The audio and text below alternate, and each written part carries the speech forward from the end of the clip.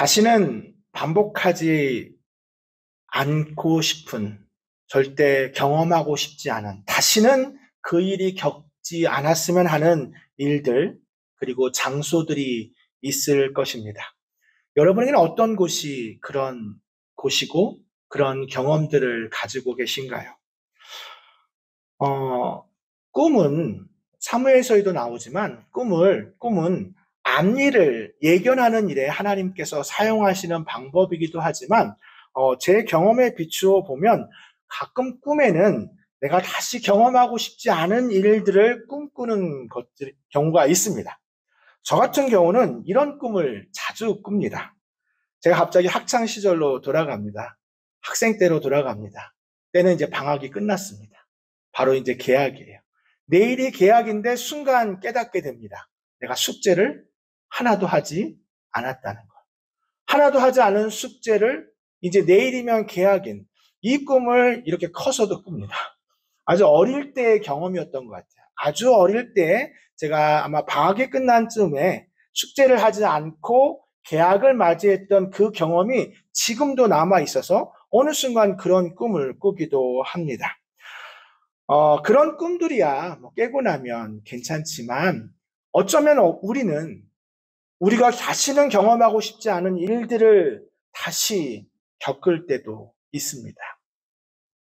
다윗에게 있어 다시는 겪고 싶지 않은, 다시는 되돌아가고 싶지 않은, 다시는 경험하고 싶지 않은 장소가 있다면 바로 광야입니다. 다윗에게 있어 광야는 쓸쓸하고 외롭고 그리고 내가 언제 발각될지 못한, 사울 왕이 언제든 나를 찾을 수 있는데 내가 이 동굴에서 숨어서 발각되면 또 다른 동굴에 가서 숨어야 하는, 제대로 발 뻗고 잠이나 잤겠습니까? 그런 광야, 다윗에게 있어 그런 광야는 절대로 다시는 돌아가고 싶지 않은 장소일 것입니다. 그런데 오늘 본문에서 다윗이 다시 그 광야길로 가게 됩니다. 왕이 된 이후에, 그리고 주변의 모든 국가들을 다 정복하고 가는 곳곳마다 승리했던 다윗이 한 번이라도, 잠깐이라도 내가 다시 광야로 돌아가게 될 것이라고 생각이라도 했겠습니까? 이제는 나를 지키는 호위병도 있고 왕궁도 있고 이제 주변의 모든 국가들도 위협이 되지 않는 이 상황에서 다윗이 과연 내가 다시 이 광야길로 가게 될 줄 상상도 하지 못했을 것입니다. 그런데 더 슬픈 것은 자신이 지금 광야길로 향해야 하는 이유가 바로 자신이 낳은 아들 압살롬이 반역을 했기 때문에. 지난주에 봤지만 압살롬은 헤브론에서 자신이 왕이 된 것을 선포합니다. 각 병사를 보내서 모든 고을 마을마다 이제 압살롬이 헤브론에서 왕이 되었다는 사실을 선포합니다. 오늘 본문은 다윗이 그 소식을 들은 이후에 다윗이 광야길로 갔던 그 모습을 오늘 성경은 묘사하고 있습니다.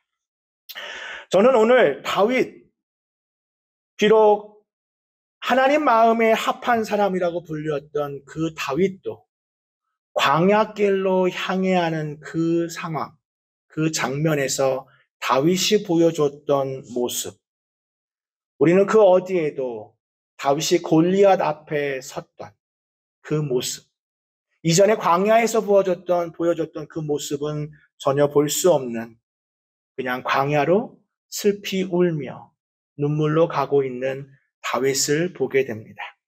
그런데 그 다윗은 광야로 가기 전에 벳메르하게 다다르게 됩니다. 그 벳메르하게 다다르고 그 벳메르하게서 이제 광야길로 들어가게 됩니다. 저는 광야로 가기 전 들리는 곳, 벳메르하기라는 제목으로 하나님의 은혜를 나누고자 합니다. 첫 번째로, 모든 사람이 떠나고 홀로 남아있는 것 같은 광야가 있습니다. 모든 사람이 떠나고 홀로 남아있는 것 같은 광야를 우리는 모두 경험하게 됩니다. 다윗은 이제 광야로 돌아갑니다. 왕이 되었지만 왕이 광야에 다시 돌아가야 한다는 그 사실보다는 다윗이 가장 힘들었던 건 아마도 혼자 된다는 외로움일 것입니다. 큰아들을 동생에게 죽임을 당한 큰아들, 그리고 압살롬은 자신을 반역해서 이제 예루살렘으로 진격해 옵니다. 다윗은 급히 왕궁을 떠나게 됩니다.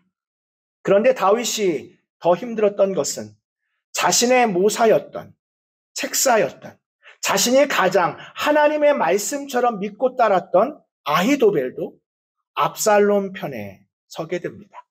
그리고 그렇게 자신을 환호하고 사랑했던 이스라엘의 모든 마음이 압살롬에게로 향해 있습니다.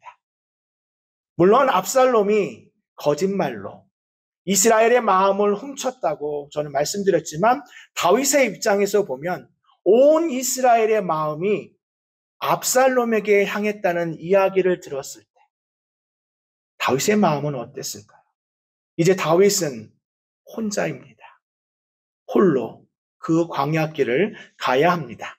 그래도 예전의 광야에서는 비록 억울하게 사울 왕에게 쫓기긴 했지만 그러나 자신을 따르던 사람들이 있었고 사람들은 늘 자신을 향해서 사울을 죽인 자는 천천히요 다윗을 죽인 자는 만만이라. 이스라엘 백성들의 마음을 가지고 있었습니다. 그래, 이 억울한 것만 풀리면 곧 사울 왕이 내가 무고하다는 것만 알게 되면 나는 언제든 광야에서 다시 궁으로 돌아갈 수 있을 거라는 희망이 있었지만 이제는 그런 희망조차 남아있지 않는 광야로 가는 다윗.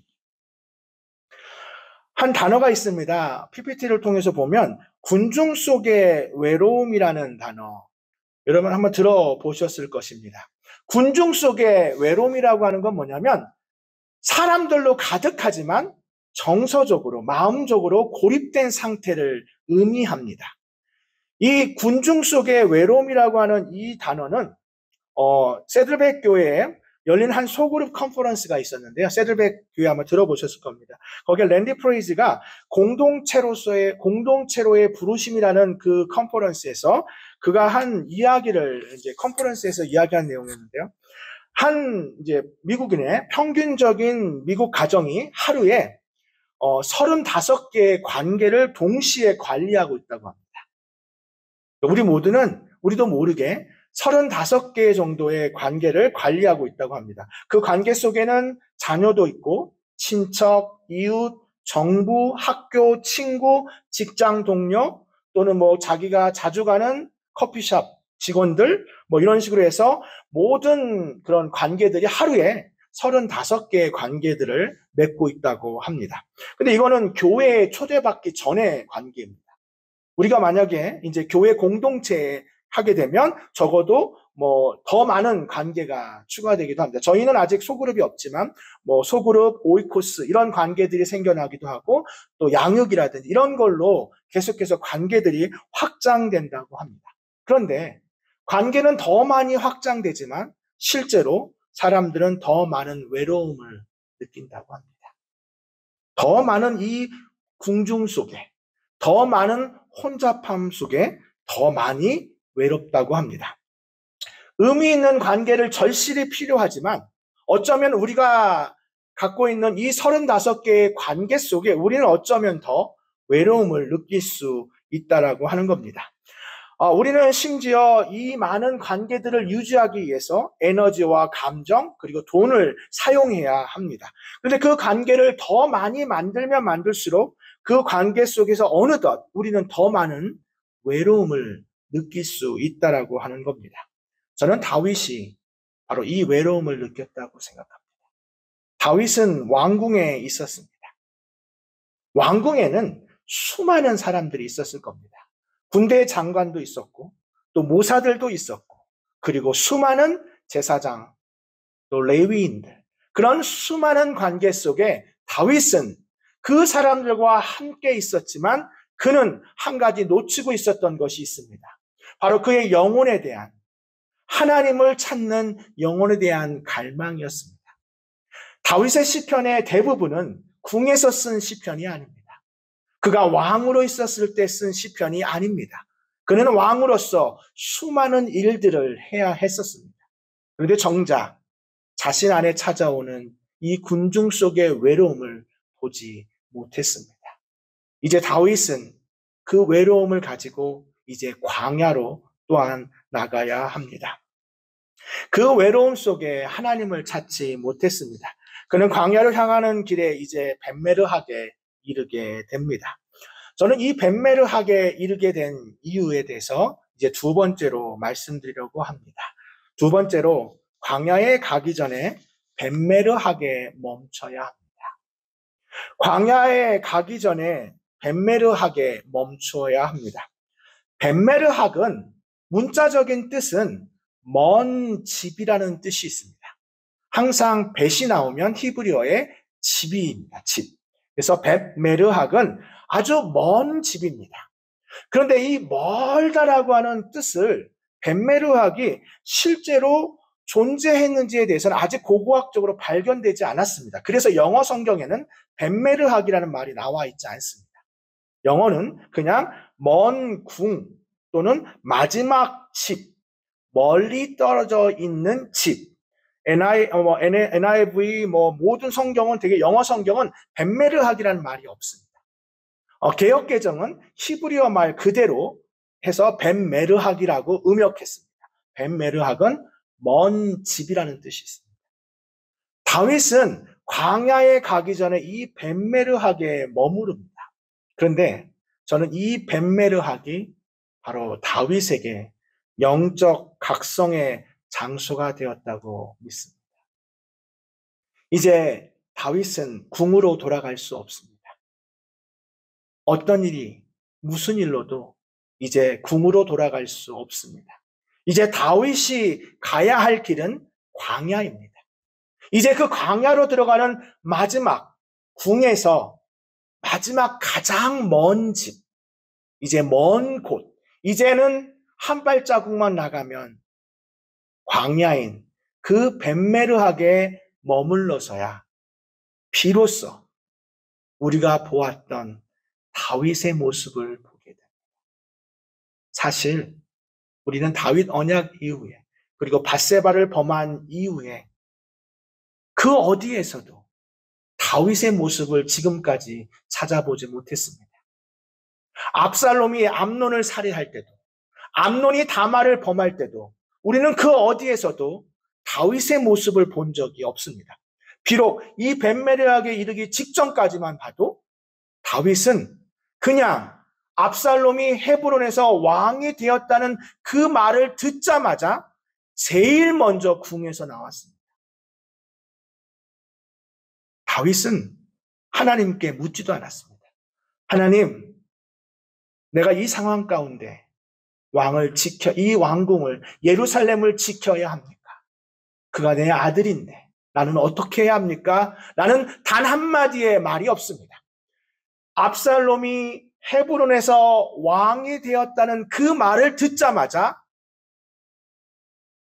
후궁 10명만 왕궁을 지키게 하고 자기는 제일 먼저 나옵니다. 오늘 한글 성경에는 그냥 먼저 나왔다고 그냥 성경에 보면, 이 원문에 보면 제일 먼저 뛰쳐나온 겁니다.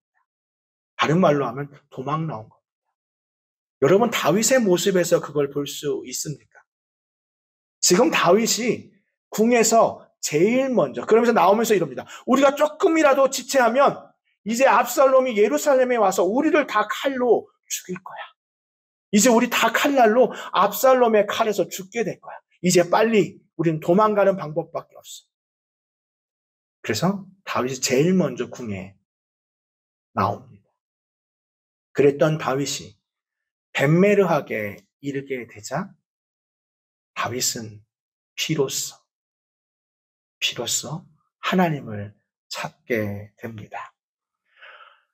밧세바 사건 이후에 나단 앞에서 회개한 일 외에 단 한 번의 다윗과 같은 모습을 보여주지 않았던 다윗은 오늘 이 벳메르하게 이르러서야 드디어 다윗과 같은 모습을 보여줍니다. 다윗에게 큰 변화가 생깁니다.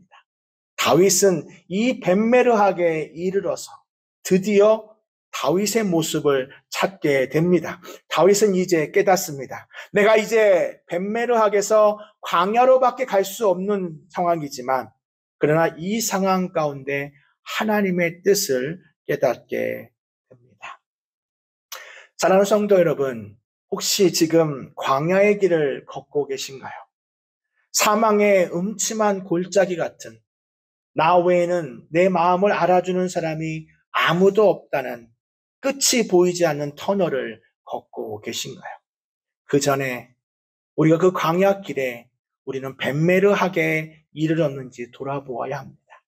내가 하나님께서 이 광야에 나를 두신 그 이유를 깨닫는 것, 다시 하나님의 사랑, 하나님의 섭리를 깨닫는 그 순간이 반드시 영적 각성의 순간이 있어야 합니다. 사막 교부들은 고독이라고 하는 것에 대해서 그 영적인 고독, 내적 고요에 대해서 중요하게 생각했습니다. 그들이 그래서 세상으로부터 멀찌감치 멀어진 이유이기도 합니다. 사막 교부들의 금원집이라는 책에 보면 한 사람이 압밥 이사야라고 하는 사람에게 물어봤습니다. 이 세상은 도대체 무엇입니까? 그러자 그는 이렇게 말했다고 합니다. 걱정거리가 가득 찬 곳이 세상입니다. 세상이란 영혼을 희생하면서 육을 돌보는 곳입니다. 내 영혼을 희생하면서 육을 돌보는 곳이 바로 세상입니다. 우리가 이 땅 가운데 광야를 겪고 있는 우리의 상황 가운데 우리는 벳메르하게서 가장 중요한 하나님과의 관계, 하나님의 뜻, 영적인 깨달음이 있는 영적 각성이 바로 벳메르하기입니다. 우리 신명기 8장 2절 말씀, 우리 자막을 보면서 같이 함께 읽겠습니다. 내 하나님 여호와께서 이 40년 동안에 내게 광야길을 걷게 하신 것을 기억하라. 이는 너를 낮추시며 너를 시험하사 내 마음이 어떠한지 그 명령을 지키는지 지키지 않는지 알려 하심이라. 하나님께서 우리를 광야길로 내모신 이것은 바로 우리로 하여금 우리를 낮추시고 우리의 마음이 어떠한지 하나님의 명령을 지키는지 않는지. 신명기 8장은 계속 이렇게 말합니다. 너를 낮추시며 너를 줄이게 하시며 너도 알지 못하게 내 조상들도 알지 못하던 만나를 내게 먹이신 것은 사람이 떡으로만 사는 것이 아니요 여호와의 입에서 나오는 모든 말씀으로 사는 줄을 내가 알게 하려 함이라. 이 40년 동안은 내 의복에 헤어지지 아니하였고 내 발이 부르트지 아니하였느니라. 바로 이곳이 광야입니다. 하나님께서 말씀하시는 곳, 하나님의 음성을 듣는 곳. 다윗은 드디어 벳메르하게 이르러서 하나님의 말씀을 듣게 됩니다.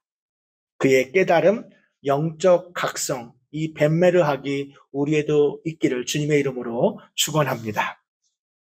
마지막으로 광야에서도 하나님이 예비한 사람이 있습니다. 광야에서도 하나님이 예비한 사람이 있습니다. 오늘 벳메르하게 이르르자 갑자기 다윗의 앞에 행렬이 옵니다. 아주 많은 행렬이었습니다. 이상하다.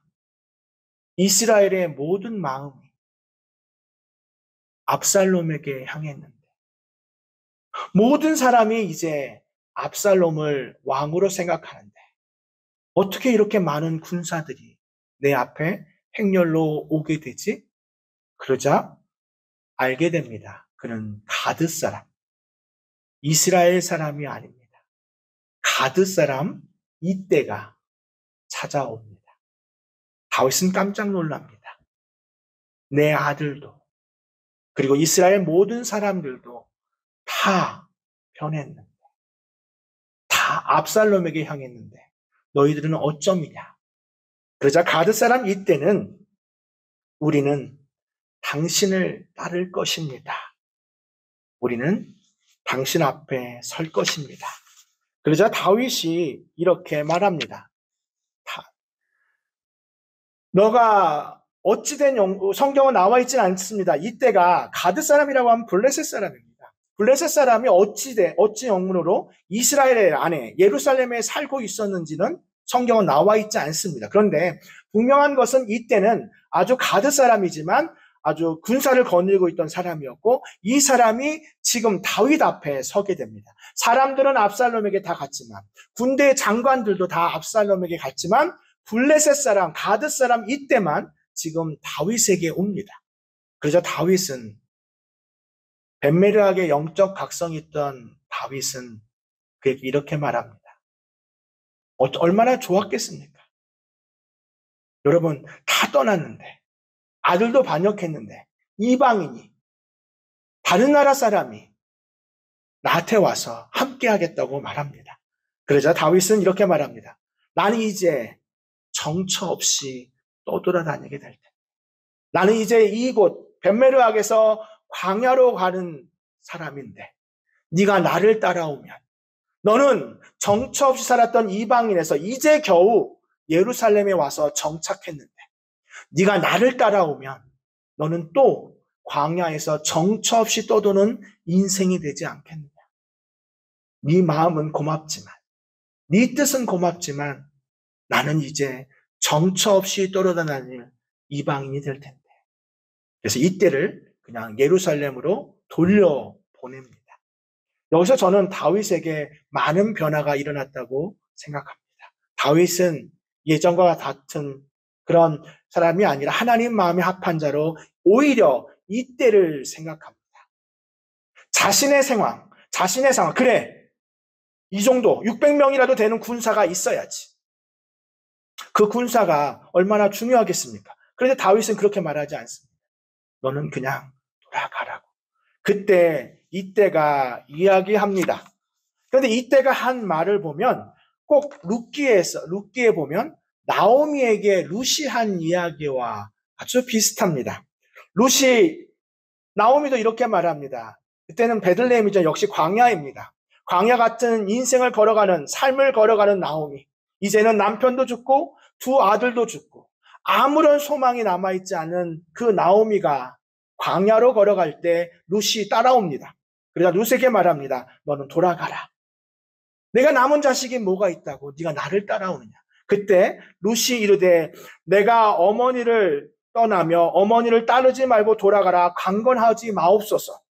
어머니께서 가시는 곳에 나도 가고 어머니께서 머무시는 곳에 나도 머물겠나이다. 어머니의 백성이 나의 백성이 되고 어머니의 하나님이 나의 하나님이 되시리니 어머니께서 죽으시는 곳에 나도 죽어 거기 묻힐 것이라. 내가 만일 죽는 일 외에 어머니를 떠나면 여호와께서 내게 벌을 내리시고 더 내리기를 원하나이다 하는지라. 이게 룻이 나오미에게 한 말입니다. 그런데 오늘 이때가 다윗에게 한 말은 어쩌면 나오미에게 룻이 이야기한 것과 똑같습니다. 나를 돌아가라고 하지 마십시오. 나를 돌아가라고 하지 마십시오. 나는 당신 왕이 가는 곳에 나도 가겠습니다. 사랑하는 성도 여러분, 광야의 인생 가운데, 광야의 길 가운데 하나님이 예비한 사람이 있음을 우리가 믿음으로 보기를 바랍니다. 훗날 이때는 나중에 다윗의 충분히 충성한 군인이 돼서 압살롬과 전쟁을 할 때 군대 장관으로 압살롬 군대를 물리치는 군대 장관 역할을 합니다. 결국 압살롬과의 전투에서 이때가 큰 역할을 감당합니다. 정처 없이 도망 나왔던 다윗, 그 다윗에게 하나님은 이때를 예비하고 있습니다. 우리 모두에게도 하나님이 예비한 사람이 있음을 믿음으로 보시길 바랍니다. 저는 그것을 깨닫는 것이 벤메르하기라고 생각합니다. 여러분 혼자 있는 것 같은 상황 가운데 아무도 내게 없을 것 같지만 하나님이 예비한 사람이 있음을 믿음으로 보시기를 바랍니다. 중국 내지선교회 허드슨 테일러, 우리 OMF, 지금은 OMF라고 부르는 중국 내지선교회의 창립자인 허드슨 테일러 선교사님은 제가 개인적으로 허드슨 테일러 선교사님을 통해 어린 시절부터 선교사의 꿈을 꾸었습니다. 근데 허드슨 테일러 선교사님은 항상 집에 히브리어로 된 두 단어가 적힌 액자를 항상 집에 걸어 두었습니다. 히브리어로 된 두 단어를 항상 집에 걸어 두었습니다. 하나는 에벤에셀, 여호와께서 지금까지 여호와께서 여기까지 우리를 도우셨다. 여기까지 우리를 도우셨다라는 에벤에셀과 그리고 여호와께서 준비하신다, 예비하신다라는 여호와 이레, 여호와 이레 그리고 에벤에셀을 항상 집에 액자에 걸어 두었다고 합니다. 저는 허드슨 테일러 선교사님이 그 두 액자를 거기에 걸어둔 이유를 이렇게 생각합니다. 하나는 에벤에셀은 과거를 되돌아보며 하나님의 신실하심을 상기시킵니다. 여호와께서 여기까지 우리를 도우셨다. 에벤에셀. 그리고 여호와 이레는 미래를 바라보며 하나님의 공급하심과 약속을 확신하게 되는 단어입니다. 저는 액자는 아니더라도 여러분의 가슴에, 마음판에 이 두 단어를 항상 새기시기를 바랍니다.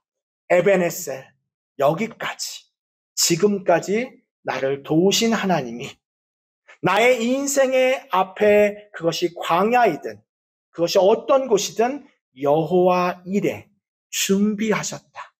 하나님이 예비하셨다라는 이 단어를 가슴에 품고 날마다 승리하시는 저와 여러분 되시기를 주님의 이름으로 축원합니다. 기도하겠습니다. 사랑과 은혜가 많으신 하나님, 때로는 광야와 같은 홀로 남아있는 것 같은 외로운 길을, 때로는 어둡고 어두워 사망의 음침한 골짜기를 걸어갈 때도 있는 우리의 인생 가운데 하나님, 하나님의 말씀으로 벤메르하게 머물게 되어 하나님의 뜻을, 하나님의 말씀을 다시 듣게 하여 주시니 감사합니다.